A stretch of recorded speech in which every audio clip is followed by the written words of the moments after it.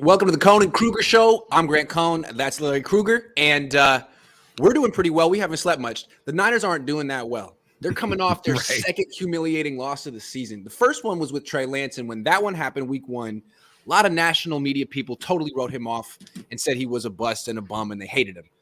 Now that Jimmy Garoppolo does pretty much the same thing, 10 points, a lot of mistakes, and the narrative this week all around the country is that Jimmy Garoppolo was rusty. Buy or sell the narrative that Jimmy Garoppolo was merely rusty, and he's going to get a lot better.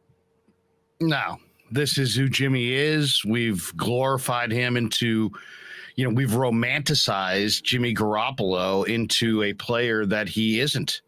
And all this, we're staring at Trey Lance and just picking apart Trey Lance to death.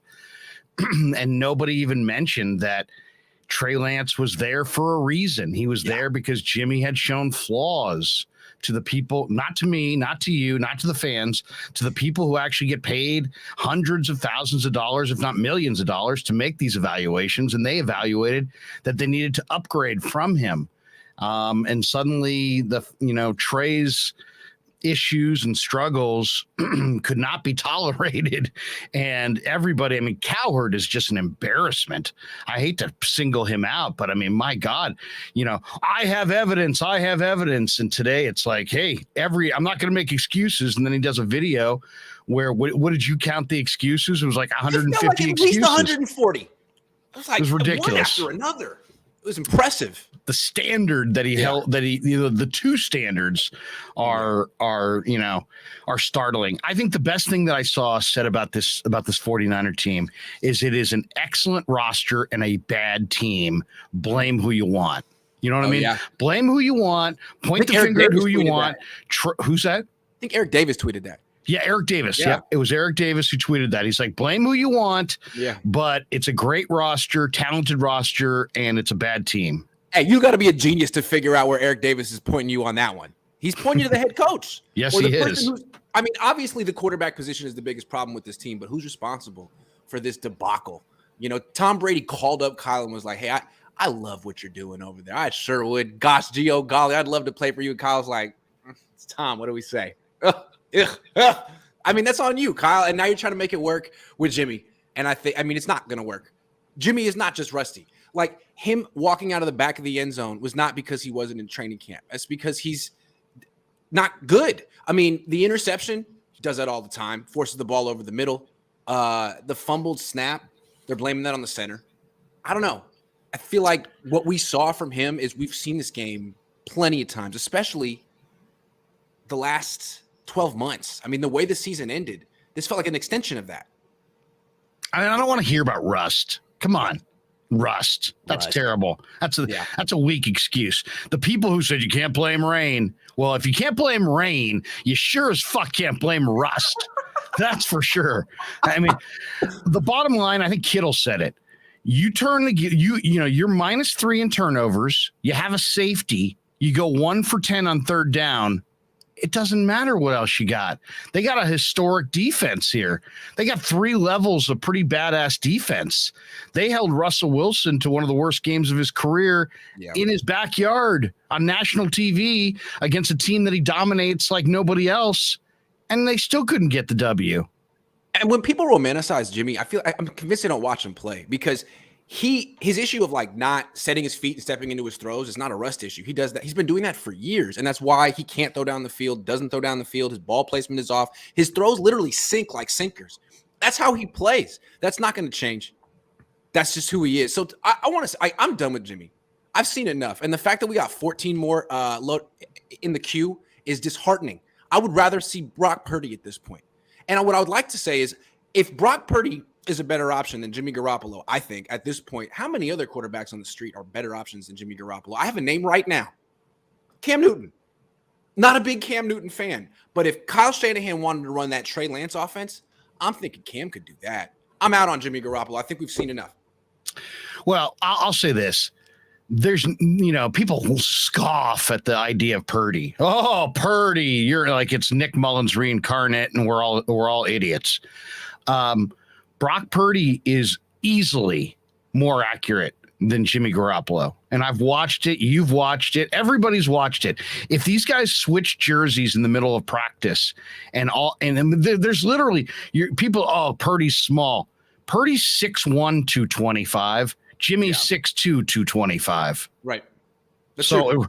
Is that 1 inch of height all the difference between a guy's got a shot and no shot? One guy had better. Brock Purdy was like, had a ridiculous, great college record. Jimmy was like 500 in college. Also, Purdy's in football shape, and Jimmy, according to Jimmy, is not. So maybe Purdy. Look, I don't think again, I think it's a Kyle issue, not a quarterback issue. And I don't know if Brock Purdy would have won the game yesterday, but I think he might have scored more than 10 points. You know what he wouldn't do is he's more accurate.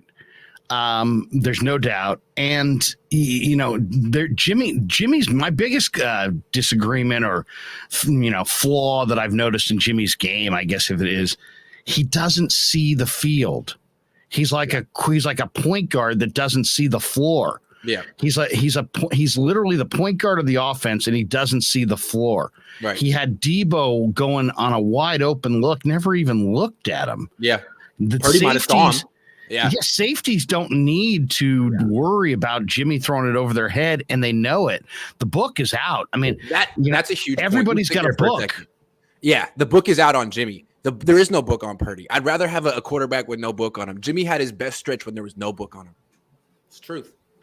Once you develop a game plan to beat somebody, I mean, people talk about it all the time. Hey, once the film circulates around the league, and I think what you saw this week was a defense that has talent. Surtain's big time. They've got some nice edge rushers, but it's nothing crazy great. But you saw a defense that was motivated and trying to compensate for their own offensive struggles, and they have a book on Jimmy Garoppolo, and they had an idea of how they wanted. They had a game plan, unlike Seattle the week before.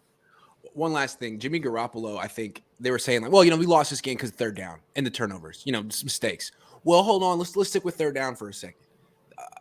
Jimmy Garoppolo on the season now, when he's the quarterback, the Niners are converting 26% of their third downs. When Trey Lance was the quarterback, they converted 47%.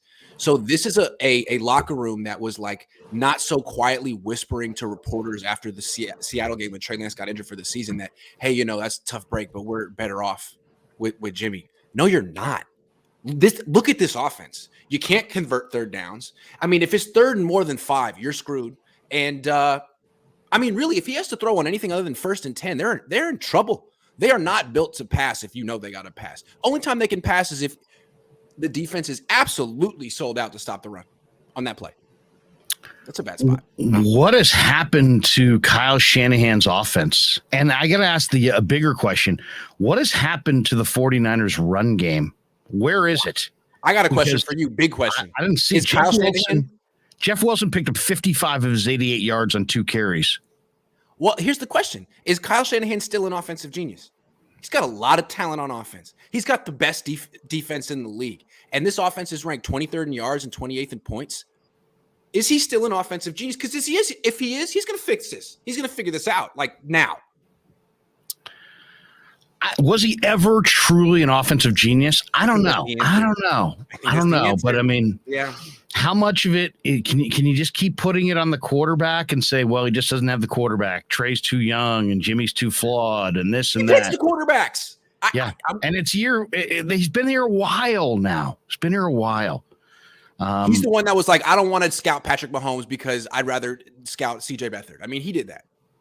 And it's not like, look at the weapons. You got Debo, you got Ayuk, you got Kittle, you got a bunch of backs. Yep. You got the best left tackle in football. You got an incredible defense that's awesome on all 3 levels. You didn't have a great secondary. You improved your secondary. Yep. Hafanga grew up. You had brought in Mooney Ward. They look really good on all 3 levels. But still, it's like, even though you're this offensive guy with this huge reputation, you're still being carried by your defense. And it's like, well, wait a second. At what point in this run with Shanahan and Lynch is the offense going to take control and start carrying the defense? To be fair to Kyle, there's only so much you can do when you have a quarterback as limited as Jimmy, which again is why they brought in Trey Lance. which again is why I was so outraged at how they got Trey Lance injured, how it happened, when in the I was season. too. It's like you ruined the whole season. And then you had people trying to convince themselves that it was actually for the best. No, Jimmy's not good enough. They brought in Trey for a reason. And now Kyle's back to trying to like do smoke and mirrors. Hey, our quarterback won't throw it down the field and you know it, but I'm still going to try to put up enough points to win. Like they haven't been able to do that in about, I mean, the Packers game, they had no offense. The NFC Championship game, they had no offense. Week 1, no offense. Week 3, no offense. I mean, it seems like the book's out on Kyle and he needs to make an adjustment. And his quarterback is too limited to really make a meaningful one. I mean, last year they brought Debo to running back. That's not scary. That's not surprising anyone anymore. What's the next trick? What can he do? Well, and can you do you have a passing game? only at all. The only time they demonstrate any passing game is when they're taking everybody by surprise. When they're passing on first down. in a run heavy set, and they throw the ball, then they surprise people. If they're not surprising people, it's like there's no offensive passing attack to speak of. And if they ever get disconnected on the scoreboard by a score or two, and now the other team is, thinking pass, it's like it's totally over. And it's not just over for Jimmy, it's over for Trey. It's like Trey couldn't pass in obvious passing downs. Jimmy can't pass in obvious passing downs. But the thing about Trey was there was hope that he would improve. Yeah. If you're sitting there hoping Jimmy's going to improve, I mean, what is that really? And I feel like a lot of people defend Kyle. Like, it's not Kyle's fault that Jimmy Garoppolo is limited and not good. It is Kyle's fault because these are the quarterbacks he has in his team. If he wanted Matt Ryan, he could have got him. If he wanted Matt Stafford, Tom Brady, Patrick Mahomes, could have got him. These are the quarterbacks he wanted. The one that was promising, he got injured in a really stupid way. And the one that never improves is here to stay. So I think you have to hold Kyle Shanahan responsible for all of this. I hate when people say, well, give him a quarterback and watch to see what he could do. Man, he's had more than half a decade to find one. And we're still on the Jimmy Garoppolo experience. So I can't say he's an offensive genius. And that's why I feel like he's got to be on the hot seat at least. I mean, he might win the Super Bowl this year and prove us all wrong. But if he doesn't make the playoffs, if his offense is a problem this year, with this defense, don't you feel like other offensive coaches be looking at this team like, man, that's a job I want, as opposed to 5 years ago when it was Chip Kelly, or 6 years ago? Yeah, I mean, the problem is that the 49ers have had such bad runs of coaches that Kyle, by comparison, looks worlds better and is worlds better. But is he ultimately, are we seeing this team progress? That's the whole thing with Kyle, though. Who he came after and his name. Those two things are such a big reason why he's in year 6 while 4 games under 500. And it's a brutal offense right now. I mean, Jeff Wilson had a 37-yard run. He had an 18-yard run. The rest of the time, it's Wilson and Debo carrying 15 times for 29 yards. Oh. They're not even getting 2 yards a pop in the run game. What has happened to the run game? Jordan Mason, why don't you give him a chance? He gets 1 carry, 7 yards. Go back to the bench. Who said you could run for 7 yards? The game plan is to run for 2 yards to carry tonight, Jordan. Stop being such a me first guy. I don't understand that. It's because we told him to play him, and Kyle just doesn't like being told what to do. I really believe that. Well, you were there for the Chris Forster interview last week when Jordan Mason's name came up. It was like, well, I mean, they didn't use the term "wet the bed," but it was like, yeah, the kid had a nice carry or two in the preseason, and now let's see if he can do it, in front of the nation with everybody. So what are we trying to see if the kid can fail? Because then you put him out there in one snap and he runs for 7 yards, never to touch the football again. I mean, so strange. Are we rooting for him or against him? Isn't he on our team as well? I mean, it's a bizarre thing. And nobody should say a word about the defense, really. I mean, the defense has given up some plays, but this whole, all these excuses, Garoppolo didn't have a playbook. This guy, Shanahan literally said from the podium 3 weeks ago that Garoppolo knows as much about the offense as anybody. He could probably teach it. Yeah. And now we're throwing out excuses like he didn't have a playbook and he was rusty. How about this? He's totally, thoroughly, and proven to be mediocre. And guess what? He still is. He's mediocre. And mediocre is not top 10. It's not top 20. It's he's probably like 20 to 25 in the rankings. But it's a terrific roster on, with a lot of talent. And this is, if they don't make the playoffs, I think there should be a little heat on the entire regime, because it's pro football and you got to get results. And now you're having Jed pay the extra freight for the proven number 2 quarterback, and you still aren't going to make the playoffs. I think there's going to be something to be answered for there. I just feel like Kyle Shanahan gets so much of the benefit of the doubt in the media because he's a brand name. Everyone knows Shanahan. And people want to talk about coaches, but really they don't know all the coaches. Like Nick Sirianni in Philly is not a brand name, but he's coaching his ass off. Look what he's doing with Jalen Hurts. I mean, he's developing him as well as you could hope anyone would develop Jalen Hurts. I mean, Jalen Hurts is showing a ceiling right now that no one thought he freaking had at any point coming out of college. Nick Sirianni is doing a hell of a job. If his name was Shanahan, you know how much more money he'd be making right now? How much more praise he'd be getting? So I think we got to be cognizant of that. Like the Niners needed credibility coming off the Chip Kelly, Tom Sula years. Shanahan, John Lynch, those are brand names. They provided it. Great. Kind of like how Mark Jackson provided the Warriors with credibility after years of being a joke. Okay, you reached a certain level. Can you get over it? Kyle, this is year 6. And how many coaches on the Niners have reached year 7? Seifert, Walsh, are you really going to join that company while you're under 500? I don't know. This organization used to have really high standards. Is this now like Dallas Cowboys West? Do they just care about being talked about and being 500? Because they could do that for a long time with Kyle. I mean, if they just want to be talked about, keep Kyle. You'll be 500. You'll be talked about by Colin Cowherd every freaking day. Somebody made the comparison this week that they've become, since moving to Levi's, the San Jose Sharks of the NFL. Yeah. You know what I mean? Where they compete and they look good and everybody likes them. It's just they don't win shit. Yeah. And at the end of the day, they don't win any championships. How much of the offensive brain power walked out the door when McDaniel left? Oh, so you're just anticipating my questions now. This is the last one, and then we'll get to a bunch of your questions, then we'll finish our show. Yeah, I was actually not going to tell you this question beforehand. I was going to spring it on you. I didn't want to influence you, but now that you went there, was Mike McDaniel the real genius on this squad? Well, what was his role? He was the passing game coordinator. What do they absolutely have there? Right now, they look like they have no coordination at all with their passing game. I mean, they added Danny Gray. They don't throw him the ball. They made him inactive in week 1 and then really haven't used him. You've got as good a tight end. Technically was the run game coordinator. I think LaFleur was the pass game coordinator, but then he graduated to offensive freaking coordinator, the whole offense. Just saying that. McDaniel clearly, is got some genius to him. Yes. I won't be as far. I'm not going to go as far as you, as far as saying I think Kyle should be out. I'm not saying I think Kyle should be out, but you know what? I'm giving him the rest of the season. I'm not firing him today. You gotta find the guy. Yeah. And if it doesn't, it's like nobody cares about the labor pain. Show me the GD baby. You know what? You took over a while ago. Yeah, you need a quarterback. Yeah, it's on the quarterback to some degree, but it's also on you and John to find the quarterback.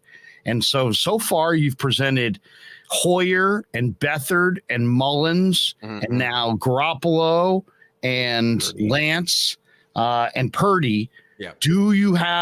Have you landed on a quarterback? I mean, and do you feel like you have the quarterback in the building? And personally, I saw a ton out of Brock Purdy, and I saw a ton out of Brock Purdy in college. So I don't know how many more weeks I would really want to go with Jimmy. Brock Purdy, are you saying like this is a potential franchise quarterback, or this is a guy who's a really good backup who could become a starter eventually? I'm just saying, instead of analyzing it with so much weight on it like that, how about let's just get back to the basics of who moves the football team. Okay. All right. Let's come back to McDaniel real quick, though. Let's come back to me. Let's not get off topic too much. We talked about Purdy. With McDaniel, all I want to say is it kind of feels like he was like the ghostwriter in the group. You know what I mean? They looked at him like, hey, man, you know, you're a little short. You're a little funny. Like, you're a little squirrely looking. You don't really have that head coach look, but you're smart.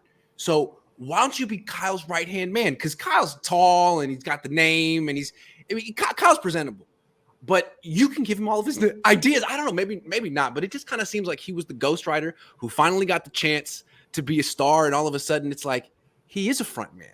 He actually does a good job as a leader. And I mean, I'm not saying like he could make Jimmy what he's done with Tua. I think Tua is a better player than Jimmy. Tua will throw it deep. Jimmy won't. So Kyle's a little held back a little bit, but still I think it's clear that McDaniel seems to be the better coach right now. Better leader, more creative. How do you think Jed feels about that? You think he's sick? Looking at the Miami Dolphins. I think Jed's still all in on Lynch and all in on Shanahan, and not so? Anywhere close to where we're sitting here. You don't think that ankle break for Trey Lance made him open their eyes a little bit and gasp? Say, whoa, those are. I'm sure they didn't like it. Our investment. I'm sure they didn't like it, but I mean, there's enough people, saying that was the only move. I mean, it's like, that's the other thing. The army of defenders is just so deep. There's so many people. It's not Kyle's fault. The Shanahans have a tremendous support system around the league. People are legitimately afraid of them. And if you think about it, Mike's been around forever. So he has allies just about everywhere. And I think it's funny. I have no idea who knows him. But anytime Kyle gets any type of flack, notice which media people are the first ones there to defend him. Every freaking time. Rich Eisen. Every time. It's like, damn, Rich, like, I know you and Mike must go back like 35 years, but Kyle can probably handle himself at this point. Anyway, maybe not Rich Eisen. Well, I mean, and then it's like, he has gotten results to some degree, and they were in the NFC Championship game last year with Jimmy Garoppolo less than 100%. Because of defense. But yeah, because of defense. But I mean, he's responsible for all of it right now. I mean, sure. Offense, defense. But is he going to repackage himself as a defensive coach? That would be hilarious. Yeah, maybe that would be Matt Patricia. Yeah, actually, Mike McDaniel was the offensive genius, but technically, I'm now a defensive coach. I forget what you thought you know about me. Right. All right. But McDaniel is smart. There's no question. And he has great weapons there. Jalen Waddle's a burner and Tyreek's a burner. And, they've got some nice weapons. Yeah, I liked all the additions. They made their offense much more explosive. Dominic Lerma says, do the Niners have a ball security issue? Yeah, when Jimmy plays. They have a meeting every week, and they'll tell you about it. They got a meeting every week about the ball. Yeah, you've seen it on the board too, and take it from the other team. That's the one thing about this defense. I mean, I love the defense, but these guys are beating each other up over this. I saw Fred Warner. Hey, we got to take the ball away. I mean, it's like you're already doing a ton. Yeah, you're giving up 9 points a game, and you're 1-2. Well, I mean, we talked about this in the offseason. They did get really good cover guys, but these guys don't have a history of intercepting passes. So they're sort of getting what they paid for, which is one of the best defenses in the league that doesn't force a lot of turnovers, which I always felt was kind of strange. Like, if you want an elite defense, why don't you just go the extra mile and get a couple playmakers? Talanoa is one, and he's clearly made this defense better. Oh, he's terrific. A second be not at Travarius. They're for what they're paying him. He's really good though. But if him and Gibson's a productive. Gibson's got 28 career picks, so I think he'll help in that category. Yeah. But they've got to. I mean, it's sad because it's like the defense has got to carry the load, but that's the situation here. I mean, I don't know why the defense has to carry so much of the load when Kyle's an offensive guy and he's got a lot of weapons. Gold-blooded says, Jimmy, my arm is feeling it. So you have arm fatigue. Laugh my freaking butt off. Yeah, that was I saw that.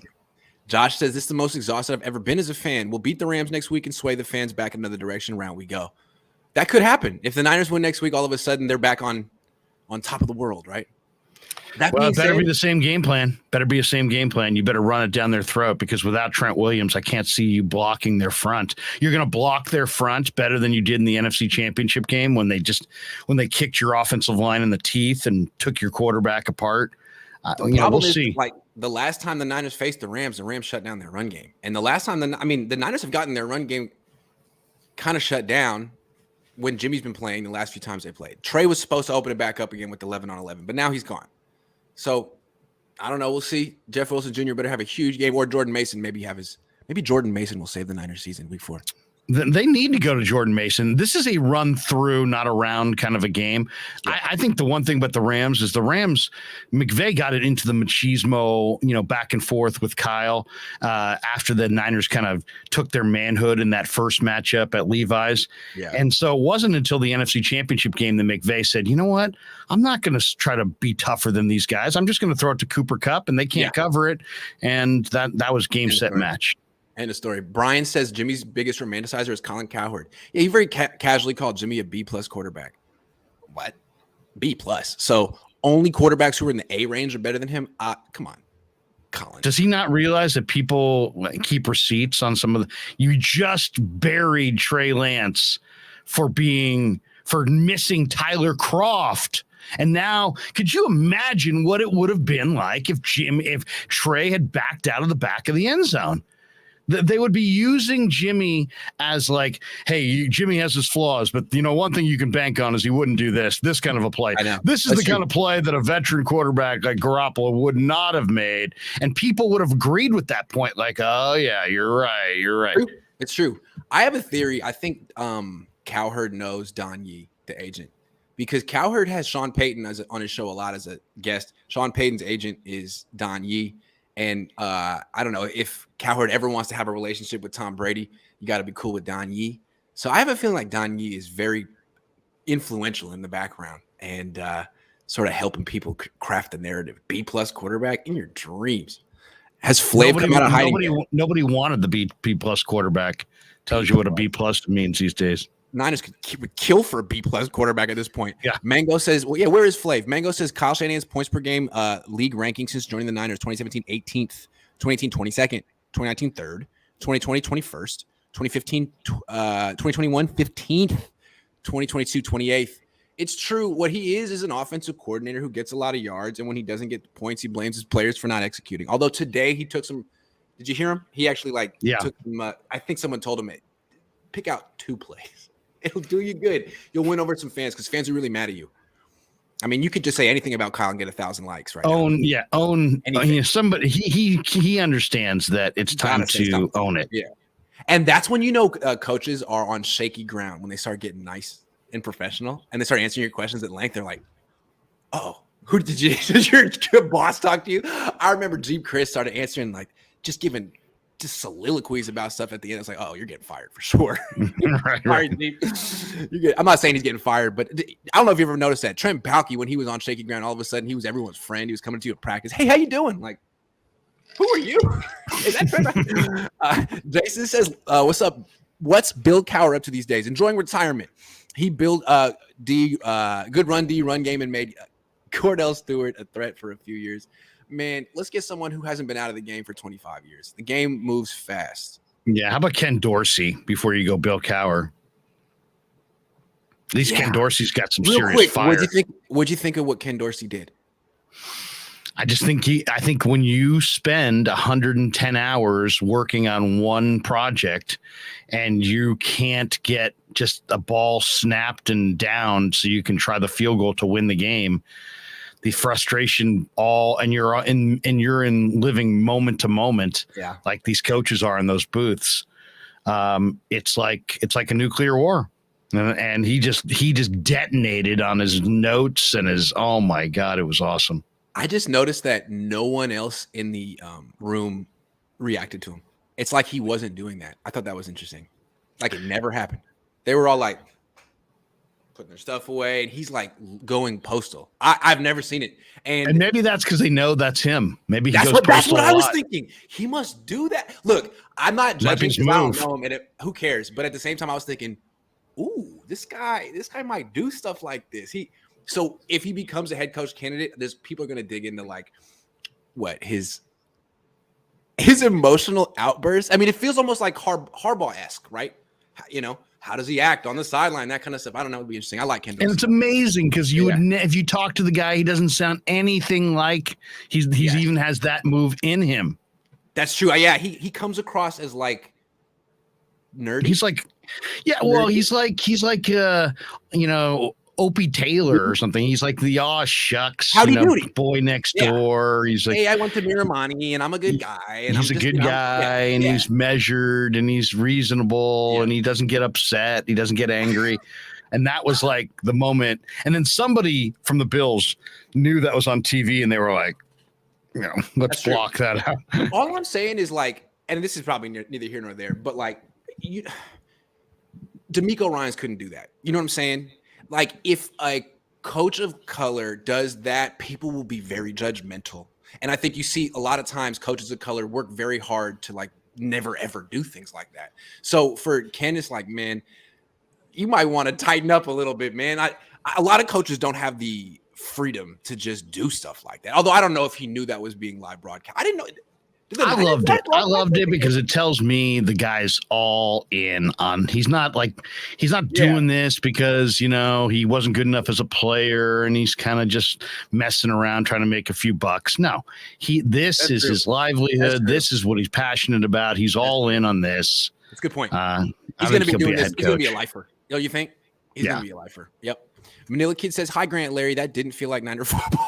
It was brutal. It was brutal to watch. Casey Cole says, "What the hell would the media say if Trey played like that?" You already know. We talked about it. C. Turley says, "I've asked before, but I think it's a serious topic now that the Niners missed the playoffs. How do you not fire Kyle?" That's why I think. I'm not saying fire Kyle, but I do think what he does this year matters. Maybe I'm wrong. Maybe Jed is totally all in, but I think what he does this year should matter unless he's got a lifetime contract. I don't know. Well, it's on him. He's got to figure it out. He's got to figure it out. You can't point to anything and say I don't have enough because Lynch has given you a good enough roster. Jed has committed enough money. You have good enough support system. You got good enough players. You have a playoff caliber team. So figure it out. Don't use the quarterback excuse. Don't use any excuse. Yeah, none. Because there is not going to be any real excuse for not making the playoffs with this team. When Tom Brady calls you up and says, "I want to play for you," and you say, "Nah, I'm good," that puts a lot of pressure on you. We're better than Tom Brady. That puts a ton of pressure. Win the Super Bowl. That's crazy to me. I feel like a lot of people act like that's not the bar for him. Like he shouldn't have to win a Super Bowl to keep the job. No, I think he needs to show that he can take this team over the top. It's too good. Well, you gotta show progress. You gotta develop, and what's progress? Progress is either you're developing your young quarterback, you're moving towards, and doesn't have to be Trey Lance. Heck, if Jimmy plays terrible and Purdy gets in there and he develops you just have to show progress, and you got to win games. You got to figure it out too, because they got plenty of talent. They've lost 2 games that they should have won. We're 3 games in. Yeah, and those 2 losses were 2 of the more humiliating losses in the season. If Brock Purdy becomes the next Kirk Cousins, great, Kyle. Wonderful. I mean, give him another extension or whatever. But, like, we haven't seen that.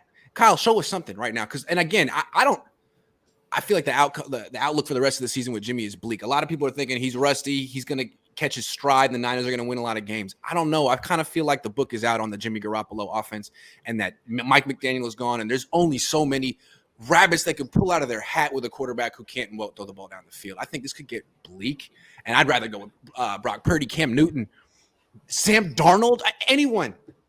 I would rather go with the unknown than Jimmy at this point, but maybe I'm just overreacting. We'll see. It's frustrating watching Jimmy because you see the same mistakes every Sunday. 48 career starts in. That's pretty much when you know what a guy is. 48 starts, I think we know. Prince KO says Trey had to run because he can't pass and the vets won't accept a few early losses, quote unquote, but they'll accept an injury-riddled losing season with Jimmy Garoppolo. I just don't know. I mean, it really shows you that players aren't necessarily good at evaluating quarterbacks. It's because they play. Never ask the players. Never. No. People go to the player thing like they play, they know. Would you go up to a player? Would you go up to a guy in a trench during World War II and ask him how the war's going? No. How's your general doing? Oh, he's doing such a great job. This one move he made yesterday is brilliant. We're all talking about sandwiched here in a trench next to rats, and you're asking me how the war's going. I have no idea how the war's going. And it's the same thing with the players. The players do their job. Not that they don't have any insight. They have insight, but they're not necessarily the person to add. They're not looking at the macro view of the thing. They're looking at very micro, job. their own. They don't even know a lot of these guys watch cut up films. Yeah. So they're just watching their position. And, it's just, they're not always the best people to evaluate the macro view of the team. They're focused on their assignment, their alignment, their technique, right? Those are the 3 words that they always talk about. That's what you're doing. I remember, I'll never forget Dante Whitner last week was very condescending. And he said, let me say it for the people in the back that Jimmy Garoppolo gives the best chance for them to win. It's like, okay, thanks, Dante. Like, you have an opinion. We all have an opinion. I don't know that you're more qualified than anyone else to say it like that. I remember when I was covering the team and he was on it during training camp, players liked Scott Tolzien a lot. They thought he was really good. He was good in practice. And one day he had a good day and, Kaepernick didn't. And Whitner was going on and on like Tolzien was the next guy up. And he called him baby Drew Brees. And I'll never forget that. So take this stuff with a grain of salt, man. I mean, people get excited. Big Tim 3 says, imagine Jimmy Garoppolo playing the monsoon. We saw it last year. It was terrible. Rob Watson says, where's Flav? Is Jimmy still taking us to the Super Bowl? Flav, what's up, bro? I don't know, man. All the people that had very snide, smug comments to say about Jimmy Garoppolo offseason have been MIA the last couple of days.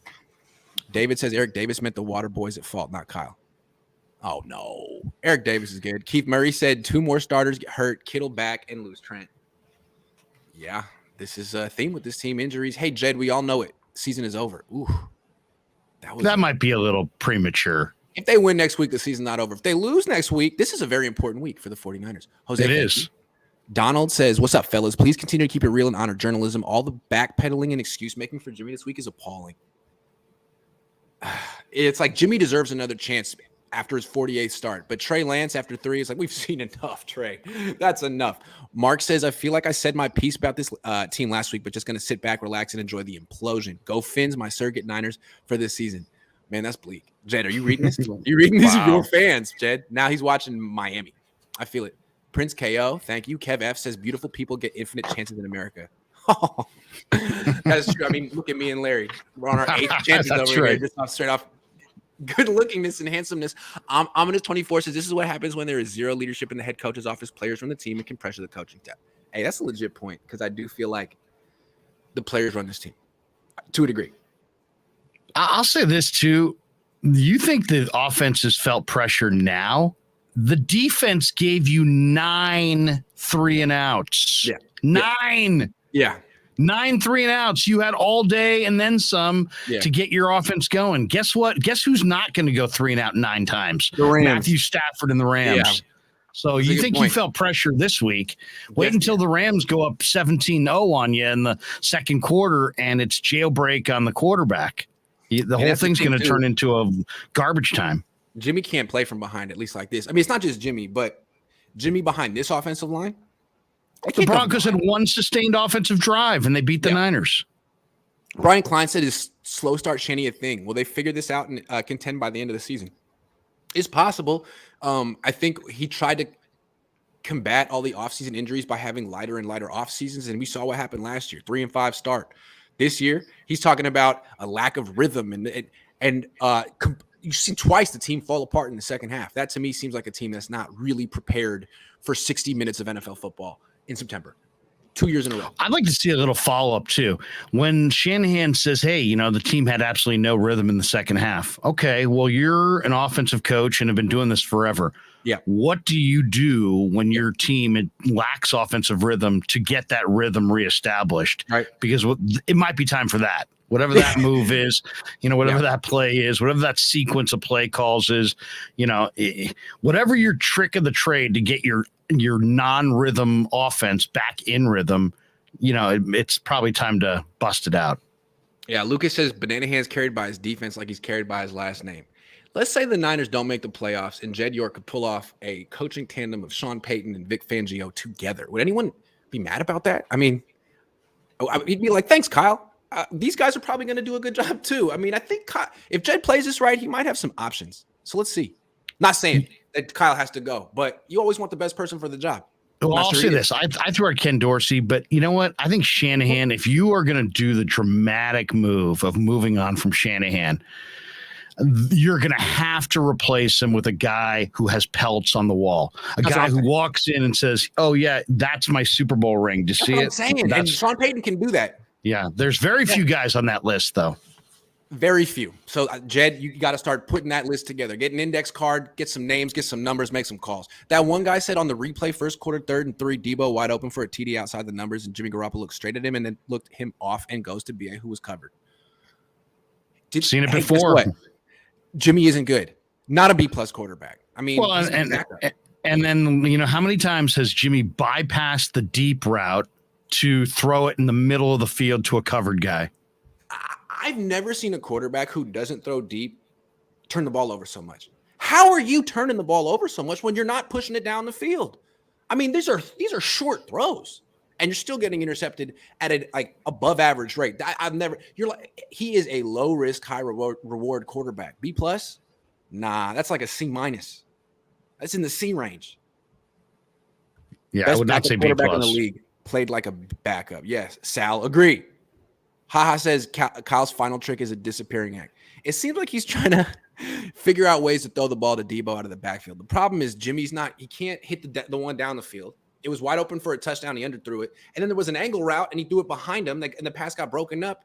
It's a good concept. You just don't have the quarterback for it, unfortunately. Sorry. Jimmy's lack of accuracy was a huge part of the issue in this game. Yes, because his footwork is so freaking sloppy. He throws everything off his back foot.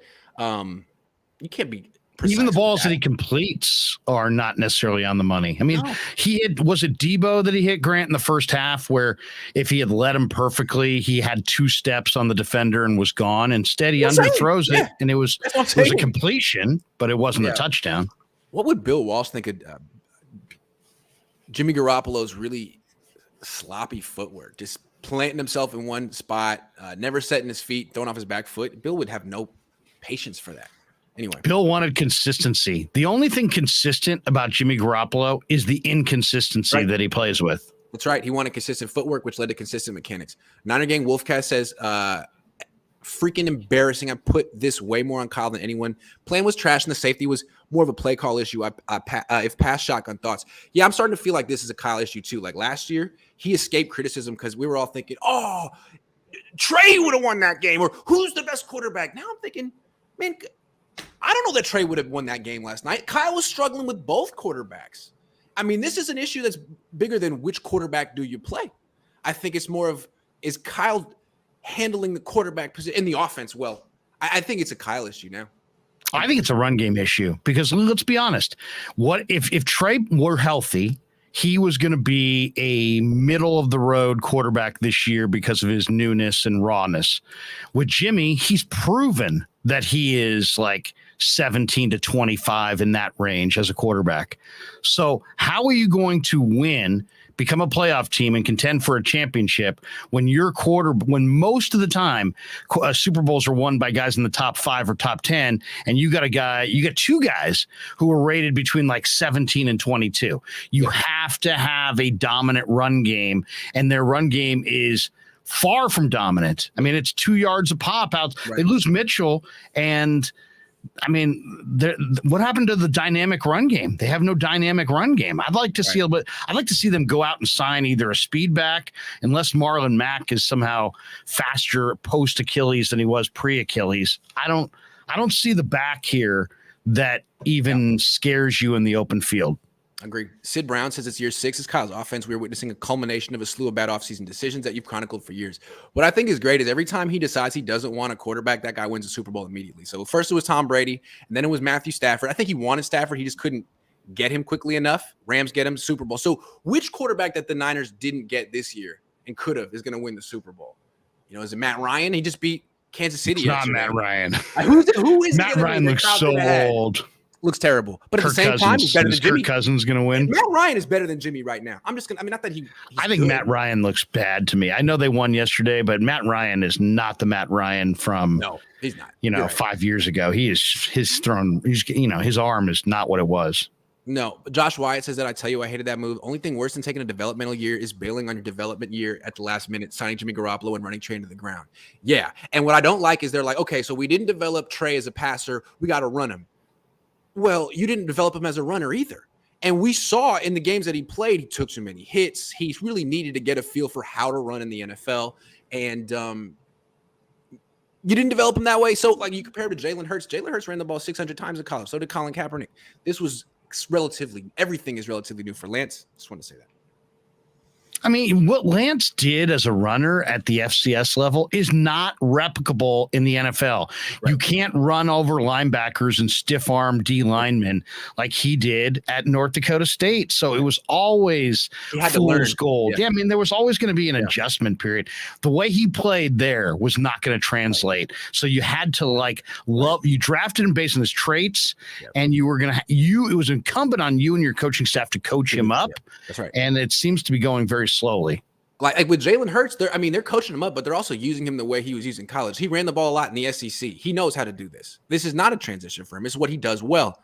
With Lance, there's really nothing he does well because he has no experience. It was incumbent on the Niners to establish that, and they didn't. Timothy says, keep Purdy on the bench. Niners offense asked for and deserved these L's on their resume. Kyle made this mess. Let him clean it up on Jimmy's record.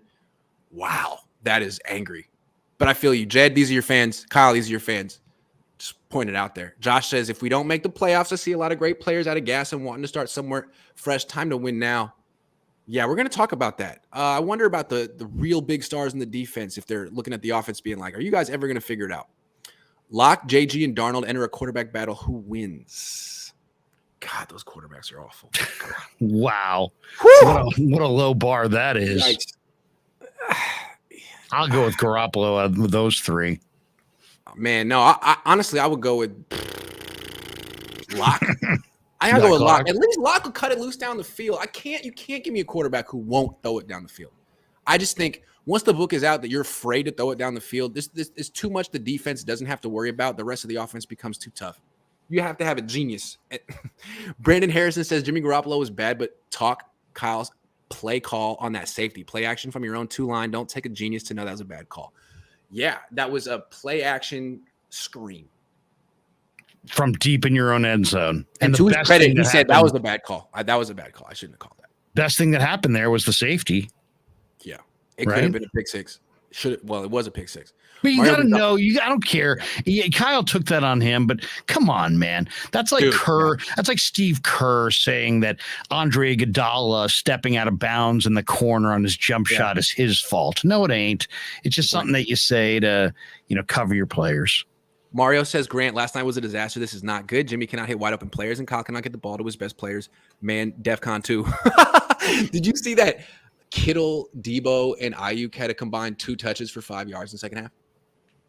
I mean, to me, that is the story of this regime. Yeah. I mean, who was the halftime MVP of the Super Bowl against Kansas City? Debo Samuel. And he touched the ball twice in the second half. He didn't touch the ball in the final 13 minutes of the Ram game. It's stupid that we know that, but we do. It's a fact. And because we've talked about it so much, it's crazy. Chris says the Niners are wasting this defense. I wouldn't blame Bosa if he ended up we're going to talk about Bosa. We're going to talk about Bosa. Bear with us. In fact, let's just do it now since you brought it up. Nope, that's not the one. Will Nick Bosa sign an extension with the 49ers? They said he's not going to do it this year. It's going to be next year. But just try to get inside of his mind. Looking at this offense, looking at this team, looking at this state and its taxes where he's from. Is it possible he's like, you know what? I'm going to hit the open market. What do you think? They're already courting him. I mean, they're having him talk to the team. Kyle, he doesn't say much, but he doesn't say much. But when he talks, we listen. They're all in on Bosa. They know what they got there. I mean, no, that's not what I'm asking. Hold on. I know they're all in on Bosa. I'm asking, is Bosa all in on them? And if you were him, would you be looking sideways at this team being like, is this a good long-term investment for me? Well, I would say if I'm Bosa, if I felt like the results offensively of the first 3 weeks of the season were going to be what the expectation was going forward, I'd be looking around. But I bet you he looks at the weapons and the talent and says, we'll get it going at some point. I think most Niner fans look at the weapons and the talent and say they'll get it going on before long. But it's on Kyle to get it going. And we'll see if he can do it. I mean, there are no cupcakes on this schedule going forward, and all these teams going forward can score points. So you got a dominant defense, and it's been dominant. But, man, your defense is going to give up some points to Kansas City and some points to the Rams. And then what? I mean, they got to get the offense going like now. Otherwise, the season's going to be over before we get to Halloween. Bosa has to decide what his goal is. If his goal is to, win Super Bowls, he has to look at this roster and think, can Kyle deliver? Can this team deliver? Can this offense deliver? And then if his goal isn't that, if his goal is to just make as much money as possible in the NFL, then is California where you want to be? I mean, I think he has some things he needs to think about. And if the Niners make the playoffs and do well, then he's had a really, I mean, he can't just force his way out. They can always franchise tag him, which they would. But still, I'm just curious to think, if it's not Bosa, is there going to be someone on this defense that's like, you know what? Maybe not. I mean, Fred Warner's fine. I doubt it. I bet you Nick calls his brother and starts complaining about this, and all of a sudden his brother's like, shut the hell up. We just got beat at home by the Jaguars. That's so true. And it wasn't close. Okay. Anyway, yeah, I'm with Larry on this, but it's something to keep in mind. Miguel says try to get Cam or Huntley from the Ravens. I like it, man. I just don't understand what the point is of sticking with Jimmy Garoppolo. Can we get something new, please? But I like it. Here's the other thing about, I mean, everybody talks about mobile. Who is the super mobile quarterback that won the ring? I mean, Steve Young, that was 1994. You're right. I mean, Lars Mobile, what does he won? I mean, you had guys who've presented the threat of running, but no one who's like run the ball 9, 10, 11, 12 times a game. Never. I mean, everybody talks about Hurts. He looks great. How's he going to look in December? Yeah, it's been 3 games. Can he? My question with the usage of Lance was not about, what he needed to do in the present. It was that plan a sustainable plan? And I don't think it is. And I don't think it is for Hurts either. It clearly isn't. Lil or Stewie says, why didn't Jed leave the stadium and go into the wrong lane of the parking lot at Miami, but not in Denver? Like, this game was worse than the Titans and Dolphins. Well, I don't know. I mean, that was a home game. Maybe he was driving to his house. He probably took an Uber yesterday in Denver. At least he didn't tweet out like he did on Thanksgiving. Remember that one? This was embarrassing or whatever. That's when Kyle knows the wheels are coming off, when Jed starts tweeting. That's true. FP says, go get BJ Daniels off the couch. That's a deep pull. Deep cut. BJ Daniels. BJ Daniels. Lil or Stewie says, if I were Jed, I would tell Kyle to throw a timeout while I call my helicopter to land in the middle of the field and just fly away, and disappointed, then call Kyle, you're fired. Oh, man. Boy. They won't never fire Kyle. They might trade Kyle. They won't fire him. I do feel like his trade value is dropping, but it's early. FP says real fans don't rock with Jimmy or blameless Kyle. Real fans. Ooh, Kyle. Look at your real fans. Joseph says Kyle's tenure feisty with Grant. QB debacle. Injuries, bad draft, and Frazier moves. Choking and lived off his dad's name to mediocrity. He's not the one. Ooh, that was succinct. I liked it. I have so much. I had and I still have so much hope for Kyle and for the 49ers under Kyle. But it's time to just, my big question, and Steve Young brought it up, Grant, is like, are they going to use this second go around to actually talk it out, get on the same page? Hey, Kyle, I'm Jimmy now. Hey, Kyle, what didn't you like about me? I'm going to try to do better. Hey, Jimmy, what about my game calling do you not like? I'm going to try to be better. But do you get the sense that that's happening? I don't. I get the sense that these guys are probably islands unto themselves, and that Kyle's got a huge ego, and Jimmy's like, hey, man, my agent says we got them over a barrel, and I'm going to make a boatload next year. And so I get they're working together, as in like on the same team, but are they truly working together? That would be my question. And I'd like to hear what Kyle has to say about that, because it just seems like what we heard from Jimmy this last week was not characteristic Jimmy, and suggested that he has different thoughts about the offense than maybe Kyle does. Jonathan Chavez, I'm not going to read that, but I feel what you mean. That one guy says, I must have blinked. Which second down play did Kyle Shanahan call for Jimmy Garoppolo to run between the tackles? Since it's a pretty common play. Oh, the snark is heavy. I love it. I love it. Isaiah says, in the last 2 games, the Niners offense has given up the same number of points to the Niners defense. Wow. Seriously, how about why don't the offense start right there? Yeah. Let's make it a goal to not give up points. So what? They gave up 0 points against Seattle? 0, right? Because it was special teams that gave up points. Right. And they gave up, oh, wow. Wow, that's ridiculous. Okay. That's how bad the offense has been. I mean, they got to get this offense. They have way, way, way too much talent on offense. It's a Chip Kelly offense right now. It's a Jeep Christ offense right now. I mean, they have way too much talent to have this kind of result. These kind of results. FP says Jimmy's safety saved us 5 more points. Jimmy is what? Not good? Yeah. Okay. T Dot says, but if Trey ran out the back of the end zone, though, oh my God, it's crazy. Oh, it's crazy. Coward would have just exploded. Isn't his name perfect?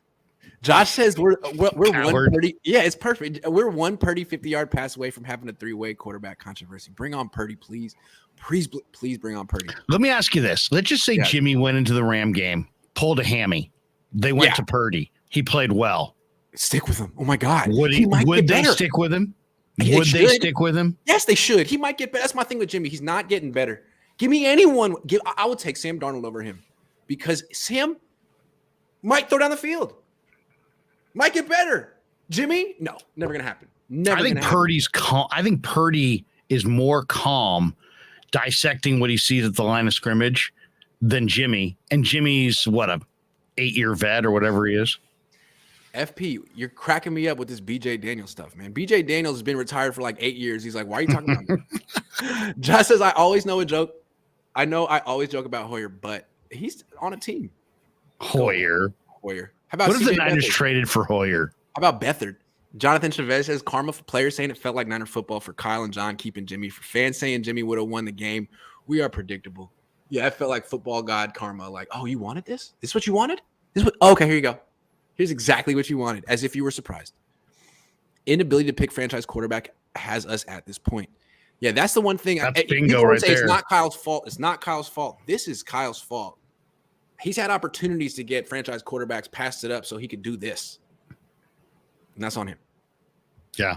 I mean, and here's the bigger question with Trey Grant. I don't know if you guys have tackled this during the week at all, or do the 49ers, not just today, I'm just saying in the foreseeable future, can you see them ever devoting the kind of field time that it's going to take for Trey to develop? Because I don't think I think he needs to play like a year and a half, iron out his rough spots, make a bunch of mistakes. The team that he's going to play on during that year and a half is probably going to be 500 or beneath. They're not going to be a contender. Show me the season that is either right now or in their immediate future in the next 5 years that they're going to be willing to give away for the development of Trey Lance. I don't see it, and it makes me wonder why they went to the raw quarterback that they had to develop if they weren't willing to invest the time to develop him. Well, here's my thing with Trey. I always felt he was a bad fit with Kyle because Kyle's on his own timeline. Kyle's deep into his tenure. He doesn't have time. He has a losing record. He has to win. It's win time. He has to win. He can't throw away 2 years with Lance like McDermott could with Josh Allen. So if the Niners were to get another coach and that coach was on year one, all of a sudden he'd be on the same timeline as Lance. It would be a whole different thing. So as long as Kyle's here, I'm 100% with you on this. That's another reason Jed should be looking around, because as long as Kyle's the quarterback here, the coach here, he's going to be looking at Trey and being like, I can't play you. I got to win a game this week. I'm 4 games under 500. My job, ego, stock, all of it is on the line. Sorry. And Trey can't work with a guy like that. I mean, for him to get to his potential. It sets up like an end of the year trade for Rodgers, and then potentially Lance becoming a 15-year starter in Green Bay. Hey, look, if they get Rodgers and win a Super Bowl, hats off. All right, just win one. Do that. I'll give you that, because it doesn't look like you're going to develop Trey. I think other people could. I don't think Kyle has the first freaking clue how to do it. I mean, he did do it with RG3. Give him credit. RG3 became a Hall of Fame quarterback. Oh, wait, he didn't. He got hurt. Oh, wait. Yeah, he got hurt. I'm shocked he got hurt. Too much. Oh, yeah. Frederick Peterson says, love your hot coals comparison. Spot on. Yeah, dude, set your feet, Jimmy. Chris Holt, thank you. All right, we're gonna come back to more. Nathan, Jimmy stepping out of bounds as we speak. That's fun. We're gonna get all of them. This is some interesting news. Kyle Shanahan today said that Jason Verrett and Jimmy Ward will begin practicing next week. I think the Jason Verrett part is a little bit bigger news. Doesn't mean that he'll come back right away, but there's a 3-week period for him to come off IR, practice, and then come back. So the return of Jason Verrett could be imminent. What would that do for this defense? Make it better. Jason Verrett is a Pro Bowl player who just gets hurt. Where's Ambry Thomas, by the way? I'm in the locker room. I never see him. I saw him there yesterday. He was there? He was there. Maybe I get next time you see him, point him out to me. I don't know. Maybe I just don't recognize him. But yeah, Diamador Lenore took over the nickel from Womack. I saw that. Yeah, which is strange because this defense it just came off a shutout, and they're looking at the film and like, Womack, what are you doing in our shutout? We got to bring in someone else. I don't know, strange, but Lenore also played well. Yeah, he did. And their secondary is already good. If you add Jimmy Ward and Verrett to their secondary could be the strength of the D. Yeah, I'm not sure that Verrett will have a role right away, but if you're trying to go slow with him and you make him a backup, Mosley's gotten hurt in the past. If anyone goes down, what a backup to be able to pull out of your back pocket in November or December. So this is huge. Yeah. But still, I feel like at some point the Niners offense is going to have to do something for this team to be a Super Bowl contender. They can have the best defense in the league, but this offense is not good enough at this point. But this is nice. You got to score points. It's about time for points. Yeah, we need Jimmy Ward to play quarterback or Jason Verrett. FP says draft 2 quarterback, best man win equals 2 contracts. Draft another. I'm down with draft another quarterback, especially if you're going to run him. But they don't have a first-round pick. We better with Jimmy this way. What? This what they ask for. Enjoy, says T-Dot. Okay. James Knowing says, Grant, can we get CK7 to save our season? I bet the organization and fans will go wild. How we lost Lance has me done with Kyle. I'm 80s Niners is sad. You think Colin Kaepernick would want to come back and run between the tackles for Kyle? I don't know. Wow. Hey, let me get hurt. I don't remember Colin Kaepernick running a lot between the tackles, to be honest. I don't. Quarterback draws. Sean says Kyle's game plan last night, deflate Jimmy's ego. Okay. Maybe. So he's throwing games in week 3. Right. Come on. Dustin Rodriguez says, can't imagine what the fans would have said if Trey would have ran out the back of the end zone while simultaneously heaving a pick 6. Oh my God. They would have called for him to get released. And yeah, it would have been, it's official. Trey can't play. Yeah. Crazy. Any Flav sightings? No, he's in witness protection. I'm nobody you need to know. Okay. So this is clearly Kyle Shanahan. Kyle doesn't feel like his job is on the line, so he's barely even trying. Oh, it's not Kyle Shanahan. Way too predictable play calls. Why try when you're locked in, I guess. He doesn't feel like his job is on the line, so he's barely even trying. I don't know that that's the truth. I always got the feeling that Kyle felt like he doesn't care if his job is on the line because he thinks he would get hired by another team in 3 minutes, which may or may not be true. But that's good for him. I still feel like, what if the Niners can upgrade? It's a different question. Well, I'll say one thing. Okay. Offensive football is about creating space. Danny Gray showed up here. Why? Because they want to create more space. Yep. Ray McLeod showed up here. Why? Because they want to create more space. Yep. Trey Lance has got the bigger arm and more mobility. Why? Because his legs and his arm create more space. When Jimmy's in there and he's not taking shots down the field, what happens is there's no more space on the field and everything's totally congested in the middle. And then he's floating passes late in the down into these crowded spaces, and it's just a matter of time before they get picked. So they gotta threaten the edges vertically, horizontally. They gotta take shots to Danny Gray. Even if they're not successful, they're gonna have to push the ball down the field a little bit. They're gonna have to run to the edges. They're gonna have to open up the space somehow with their weapons. With Jimmy. Yeah, with Jimmy pulling the trigger to create the room that they need for their offensive passing. The problem with Jimmy though is like he can't, he freaking can't throw it down the field. He won't. His offense is like a basketball offense that doesn't shoot threes, and it's all about getting into the lane and shooting mid-range shots and playing defense. You can do that for a while, but you're gonna lose eventually. You can keep it close. You can't play that way. You can't play, and that's what the Niners try to do. Let's win the game without shooting any threes. Like, hey, good luck with that in 2022, while the rest of the league is bombing threes. Not gonna happen. Good luck passing the ball around inside if you have nobody who can shoot a three. Good, because they're not gonna, they're spacing. It matters in these pace sports. And space. It's the same deal. Let Newton, Minshew, and Purdy compete, says Yanni Vander Balen. Yeah, man, it's someone new. This whole Jimmy wins thing. He's 12-10 in his last 22 starts. That's over with. The book is out on him. Time to move on. We lost, but I'm enjoying all your videos this week. It says Professor Lawless. LOL. Scarce on Jimmy fans this week. LOL. Keep it up. I'm waiting to hear. What they're doing basically is saying, you know what, this is not the week to talk. Jimmy's going to play well next week. They're going to come back next week, although I'm not so sure he's going to play well next week. Remember when Mike Silver said that Jimmy had 4 elite traits? I do remember that. What are they? Generosity, kindness, thoughtfulness. I mean, do any of them have to do with football at all? No, what they always say with him is that he has a loud voice. His cadence is great. Like, oh, we have to face Jimmy Garoppolo and his cadence this week. Uh-oh. Great. I like the analogy of Mark Jackson, Steve Kerr. I was an ex-player just saying, yeah, then the Warriors made a correct evaluation that Mark Jackson wasn't going to get it done. They moved on. They got the right guy. He won a championship year 1. Jed, you got to make the same calculation. I'm not saying that he's Mark Jackson, but figure it out. And if he's not Steve Kerr, can you find Steve Kerr? Because and there's sports is littered with examples like this. Buck Showalter turned the Yankees around from a nothing to a contender, but then he had to be ousted before Joe Torre could step in and win all the titles. That's right. So there are examples of, hey, this coach can get you from bad. He can create structure and get you going in the right direction, but maybe can't get it done.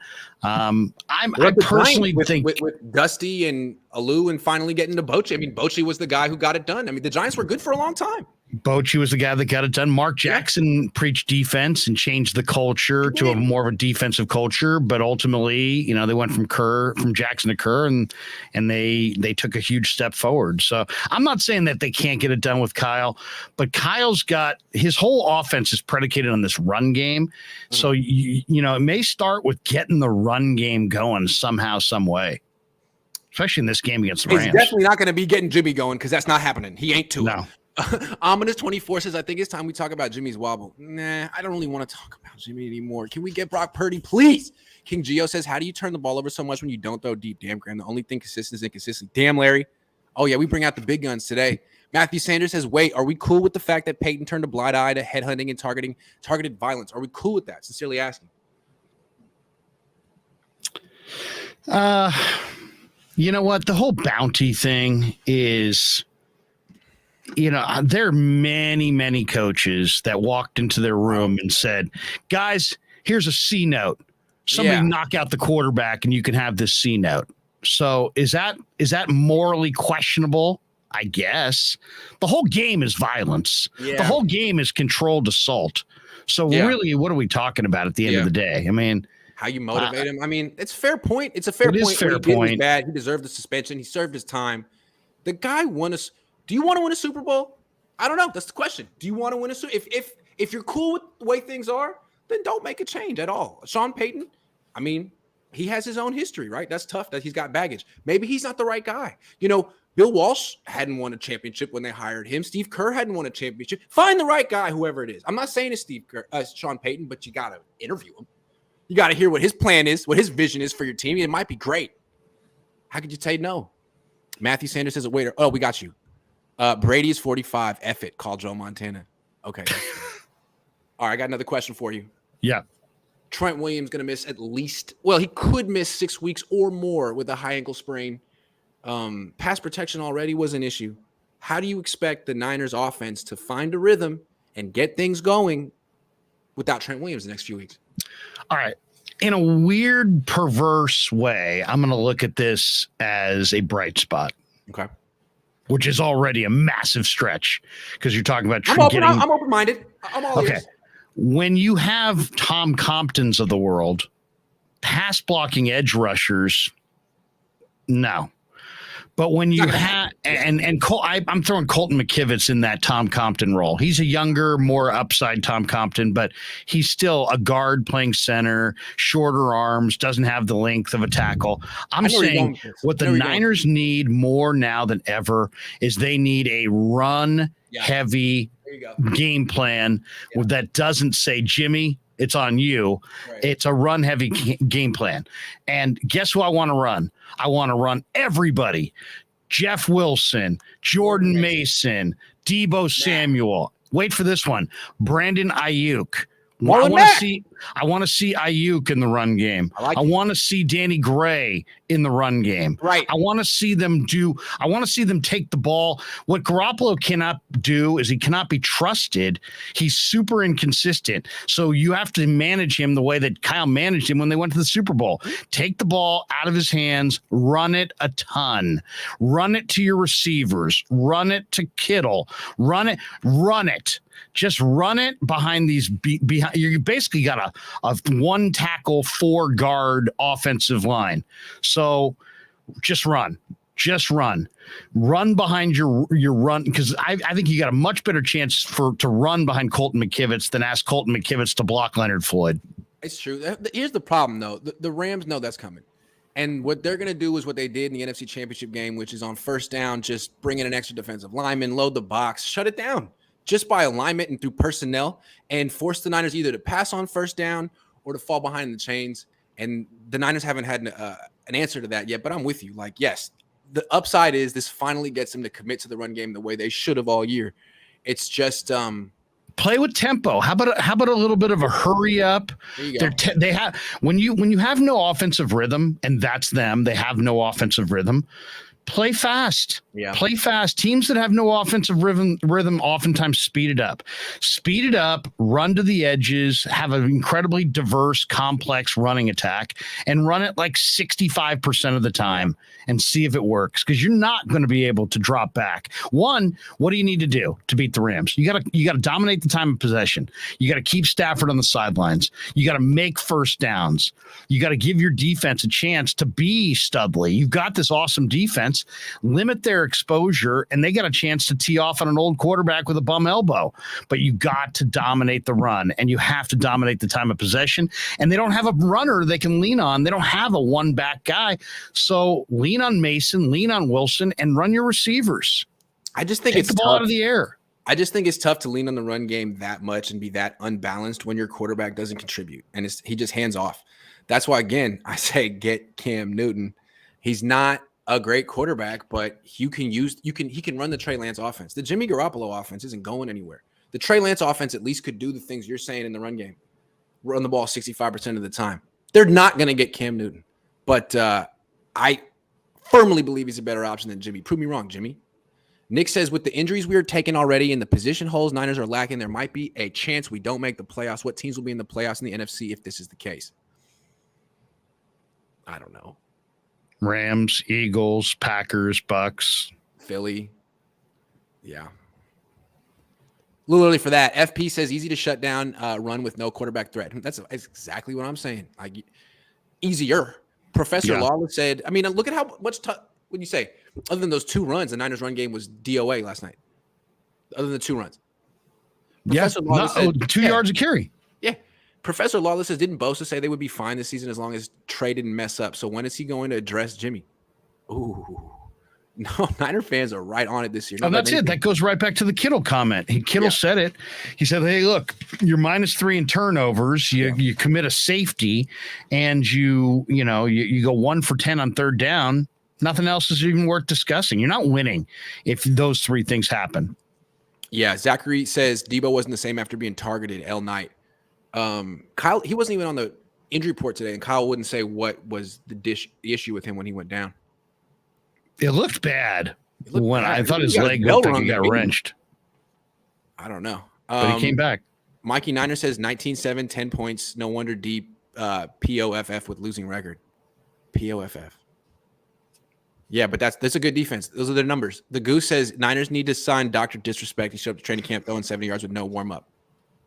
Okay. I saw him that day. Leave Jimmy in Denver. We could have got John Lynch to like that tweet. David the Prankster. Wow, thank you very much. Says look 24 at that, 50 bones. David the Prankster rolling fat. Woo! 24 hours until we can file a missing person report on Flav. But I really just want Kyle to give young players a chance. Purdy, Mason, Gray, no one has film on. Let people grow and learn. I could respect that on a losing team. I agree. Why is Gray not playing? Why is Mason not playing? Purdy, I understand, but I feel like that's coming. Gray should have been out there. They just ask. Here's what he'll do. He'll be on the field like one time. He'll get one snap. he'll run a clear out route all the way down the field to the end zone, and then he'll go to the sideline, and then you won't see him for a while. That's how they use him. They spent a 3rd-round pick on a clear out route guy. And I think he could do more, but that's how they're using him. Kind of ridiculous. He's a tough kid. I talked to him this week, and he's like, yeah. I said, where'd you get your toughness? And he's like, my mom.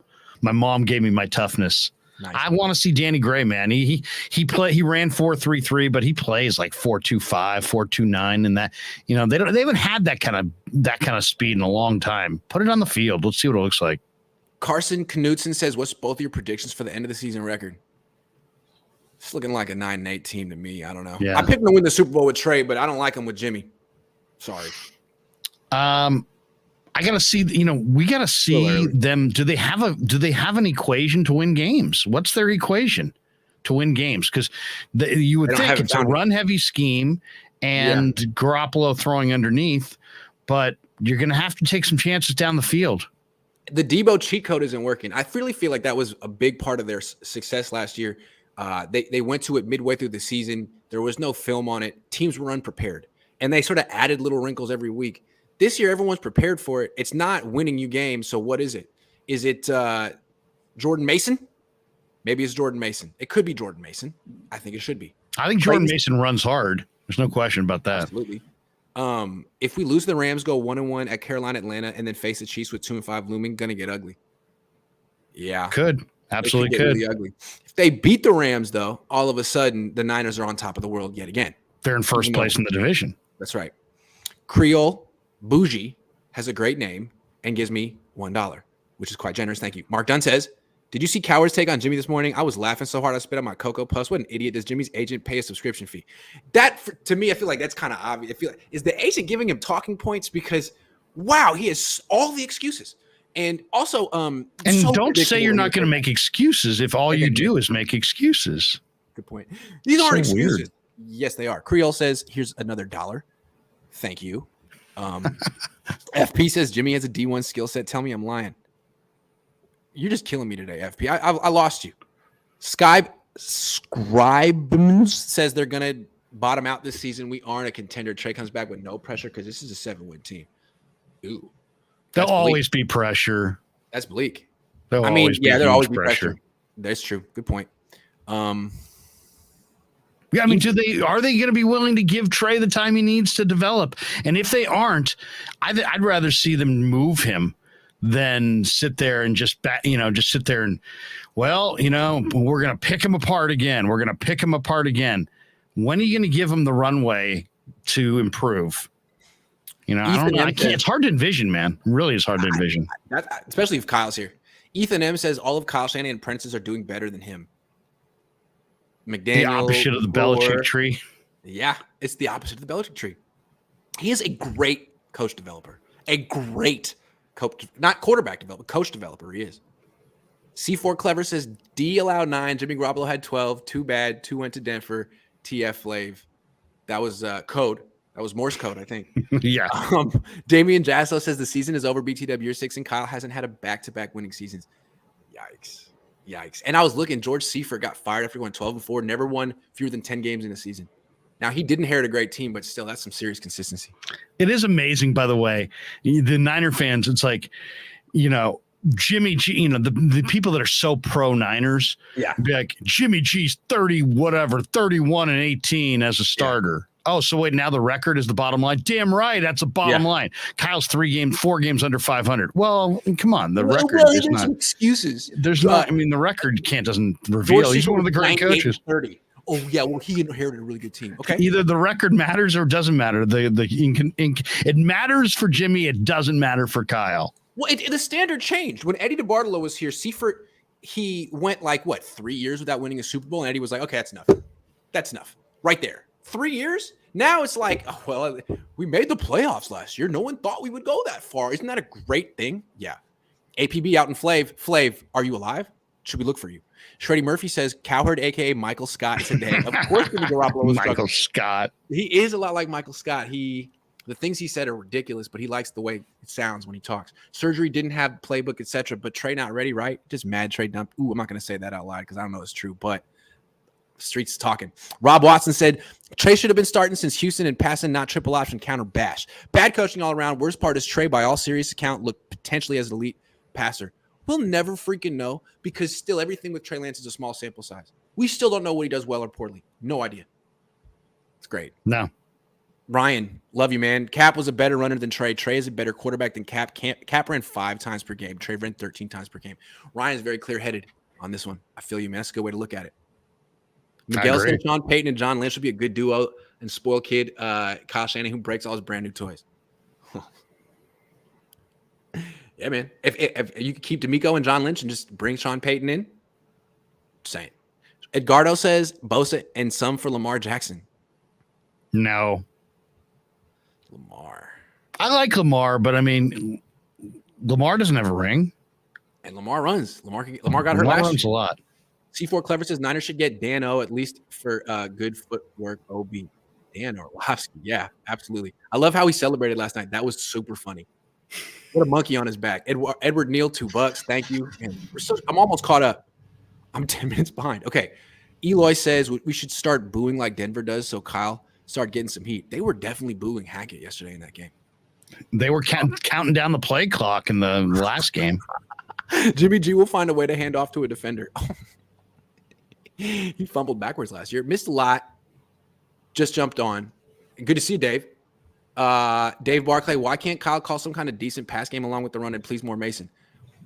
I don't know. Considering he's a genius, he should be able to figure this out. I'm going with he's a genius. He's going to figure it out. Professor Lawless's Flav is out hanging with Carmen Sandiego. I love that though. The King James L says best part about this is the season falls apart. That draft pick goes to someone else.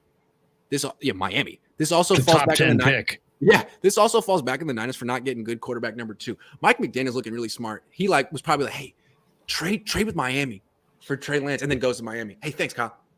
One of those picks. C4 Clever says last week the media was. Hold on, you writing Morse code. Last week, the MS media image was Jimmy Garoppolo and team all over him and win. Why it's not the smiling face after the terrible loss? I don't know, C4 Clever. Can you stop using Morse code? I'm having a tough time. We're going to Debo too much. Yeah, man. On the last play of the first half, they just handed to Debo between the tackles so he could get hit 3 times. It's like, Kyle, come on, dude. Do you really not care at all? Well, now that Lance is hurt, the next object is to try to get Debo crushed. The Fawn says at this point, I'd rather you see Uncle Rico instead of Jimmy. Oh, man. Is Dad Shanahan the real head coach? No, because he's not here. He might help him with the game plan, but he's not making adjustments. Jimmy J says, I used to like Howard, but the Lance hate Jimmy stroking is sickening. Colin just made trade. I'm not going to say it, but why? I don't understand how Colin is so invested in this. It's like, dude, you talk about all sports and all teams. How are you dying on this hill, so to speak? Well, because he knows it's clicks and hits and that kind of thing. But I mean, dude, you've got an obvious conflict of interest that's being called out by like 12-year-olds. You might want to pump the brakes on the and it's not making him look good. I mean, everyone's making fun of. I mean, I ratioed him today, and I only have. I mean, he has like 10 times as many followers, more than that. Easily ratioed him. Like, dude, why are you making yourself such an easy target right now, Colin? It's not good for your brand. I wouldn't do it. Seriously. Do it. C4 Clever says league is just not ready for Kyle Shanahan. Just two a time. I never know what you're talking about, C4 Clever, but I love you. Thomas Schultz said, Larry said I was what's wrong with America last night for mentioning Sean Payton on this show. That's okay. I said that Grant was what's wrong with America. I said that basically the idea that we should now move off of Kyle Shanahan for another coach, I think is at this point premature. Oh, it is absolutely. I'm just saying, if you're Jed, you start making you get a list together. You got an index card with 5 names, phone numbers. Do you make the calls yet? Maybe not, but the names are on the list. I'm just saying. I think that's just preparation. You got to be prepared. Because they're 1-2 right now. It could be 1-3 in a minute. Shreddy Murphy says the world needed to see Kyle Shanahan and Jimmy Garoppolo get exposed. Best case for Trey is they're both gone next year. I don't know about that. See that. But again, it depends. If it's Chip Kelly coming back through the door to coach the team, no. You got to tell me who it's going to be. If it's D'Amico, I don't even know, because who's your offensive coordinator? I'd have to know. It's not even about the coach. It's about, does anybody give him enough time to develop? Because he's going to have to play, I would say, I don't know, 8 to 20 games where he develops. Are they ever going to have an 8 to 20 game stretch for him where he can develop and not have this, man, you got to win? It's I don't envision it here. It's in a lot of ways, it's not a great that kind of license. First year head coach gets 3 years. Yeah, So I mean that's the thing. He came along when Kyle needed to win, and he needs to develop. Yeah, and even though Kyle got that extension, didn't matter. You still have a losing record. You got to win.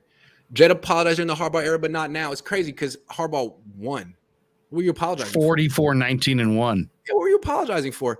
Yanni Vander Balen says Flav's hanging out with Coward in Jimmy's basement. Is that for real? Is that true? Ruiz says, you think Jimmy will purposely play bad knowing he was about to get traded? No. People don't do that. People don't throw games. No. I feel you though, but no. Has Flav showed yet? People have given me like $100 just to ask me where Flav is. That's super funny. Dave Flav's pro Garoppolo. Oh my! He's been doing it all in like a very, I'm not gonna say smug because he's a cool guy too, but kind of smug way like all year. And it's like, all right, man, you need to wear it this week. But I guess he'll just wait it out. It's all right, fair enough. Dave Barclay says, who are the 5 coaches on the list? Good question. If you were Jed and you were trying to weigh your options, who would you have on your list? It would have to be guys who all won the ring. Well, or at least guys who are considered the up-and-comers on offense. I think they'll have to be offensive guys. I wouldn't hire a defensive guy. I wouldn't. No, it would have to be an offensive guy, but I think it would have to be guys who have won. I don't know. I don't think you can replace Shanahan with just somebody who's just like, he's a bright mind. Yeah. Well, I don't want Mike McCarthy or anything like that. I mean, I don't want retreads or anything like that. But Sean Payton, yeah. Ken Dorsey, I do my due diligence. Ken Dorsey's an interesting name. You know, there are guys like that. Eric Bieniemy, Byron Leftwich. There are guys who are hot. I'd like to know more about him. I'm not saying you fire Kyle for him, but they're guys you need to learn about. And I don't know how well Jed knows Byron Leftwich, so get to know him. Call people that know him. Dave Barclay says, who got you? Marco says, any recent Vic Fangio sightings at the Niners facility? No. And I don't know if I want him as a head coach again, but if he wants to be part of the organization. Does Vic Fangio gel with Chris Kocherik? I mean, doesn't Fangio go 3-4? Isn't Kocherik the wide 9 with the 4-man front? Good point. It's a good point. Jimmy fans, crickets. All right, hold on. I want one more thing, and then we'll finish off with the comments. This show's getting really long. All right. Kevin Givens, to me, no one ever talks about him. We never interview him. I don't know what I don't know what his voice sounds like, but he just might be the best defensive tackle on the team right now. He's in great shape. He's been there all year, and he's making an impact back-to-back weeks. It seems like he's getting pretty tough to keep off the field. What do you think of Kevin Givens? Undrafted free agent, played at 280. I think he's up probably closer to 290. And which is where Kinlaw and Armstead are. Yeah. And he's a pass rusher. He's a 1-gap penetrator. He's not a 2-gap guy who's going to, control both gaps. He's going to shoot up the field, kind of like a poor man's Warren Sapp. But I love him. And if you play him in a rotation and you can limit his snaps, you got a guy who can sack the quarterback in the interior. I mean, look how teams pay for interior rushers. And that's what Givens is. He's an interior rusher. So I love Givens. The only downside to his game is if he piles up like big numbers of snaps, you can move him. Yeah, he gets fatigued and you can move him in the run game. Okay. But I mean, I love Givens. He's technically sound. He's got a great motor, great first step, and a really talented pass rusher. On this team, Grant, I mean, he can play in a rotation. He could pile up 7, 8 sacks just in a rotation, not even starting. So week 1, he played 16 snaps, 28%. Week 2, 19 snaps, 39%. And in those 19 snaps, he had 3 tackles for loss. I mean, the Niners haven't had a defensive tackle like make an impact like that since Armstead last year. And then last week he plays 35 snaps yesterday, 47%. So I think he's impressing the coaches and getting more playing time. He had a sack in this last game.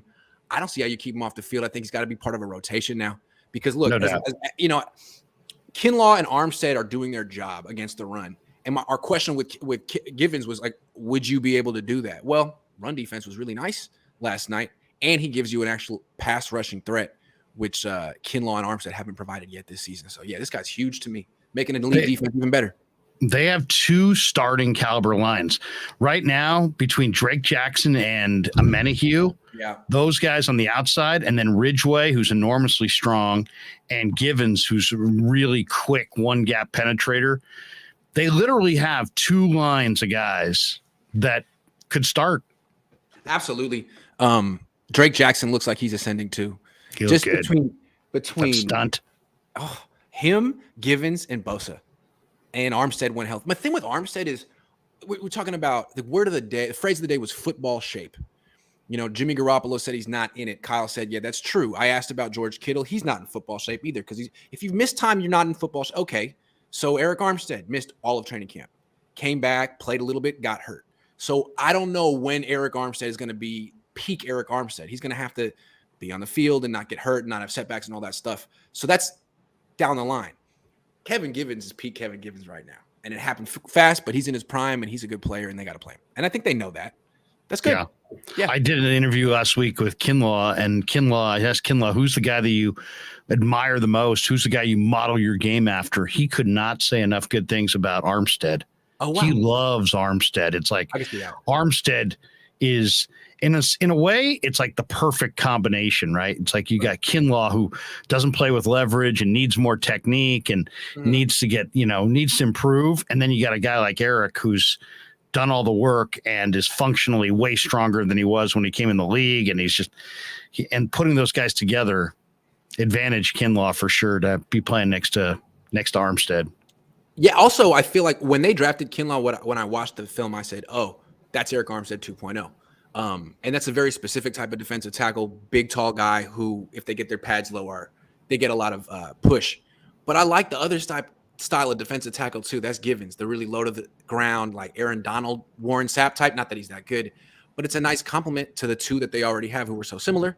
I think having a 3-man rotation at defensive tackle is much better than just Armstead and Kinlaw. So I think this guy's a huge addition to their team. No doubt. No their doubt. Defense is so good. Him and Verrett's coming back. Anyway, if the offense could only be not terrible, this team might just win the Super Bowl. Edward says Chiefs and Rams showed way against Jimmy, 5-man front and man coverage. Oh, there you go. Yeah, pretty much. Shut down the run, force him to throw. The 5-man front is screwing with their run game too. That 5-man surface, they're not having any success getting any push in the run game. Yeah, best way to beat that is to throw, but you didn't need a quarterback. Calais Safari says Kyle is the arsonist. He's responsible for breaking plays and breaking ankles. Great play designer, but not great coordinator, not great coach. It's so funny. Like, who was I called Jimmy the arsonist last year, but it just might have been Kyle the whole time. What a twist. Like the Sixth Sense. Leftwich. I'm intrigued. A vote for Byron? I'm intrigued by but I'm also always kind of leery of coaches who had success with like Brady or Peyton Manning. It's like, every coach is going to do well. Literally every coach is going to do well with Tom Brady. Right. Mooweed said Kyle needs to bring an offensive coordinator. He had one in Mike McDaniel. Really is he doing both jobs now that McDaniel's gone? Yes.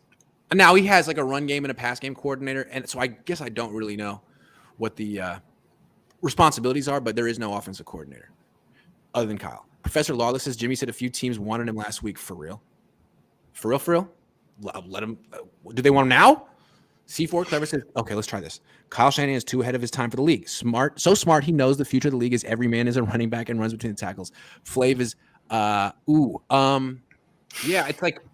it's like George Kittle is no longer be a tight end. He's a tight back. You got to be a wide back, tight back. Everyone has to be a ball carrier. Otherwise, you can't play in the offense. Honestly, what's up with Fred Warner? Playing well. Waiting for big plays. I don't know why we're not seeing him. Yeah. That's true. He needs to turn the ball over. Kyle makes the same mistakes over and over. So does Jimmy. They're made for each other. Is Kyle modern-day Sam Weish? No, I like Sam Weish. Sam Weish was pretty wildly creative. Yeah, I think Bill called him the most creative coach he ever met. So, no. Kevin Upshaw says 21 points a game, and this team is almost unbeatable. Better win now, or Bosa and the other fridge will look elsewhere. They better not take that for granted. They should think about that. Freddie Gonzalez says, Grant, you still see the Niners making the playoffs? I don't know, man. I do, but the NFC so it's just more about a statement about the NFC. Yeah. I think the NFC doesn't look great to me. Who's good in the NFC? Really good. I don't know. Are the Niners good? No, but I'm just saying. That's a question.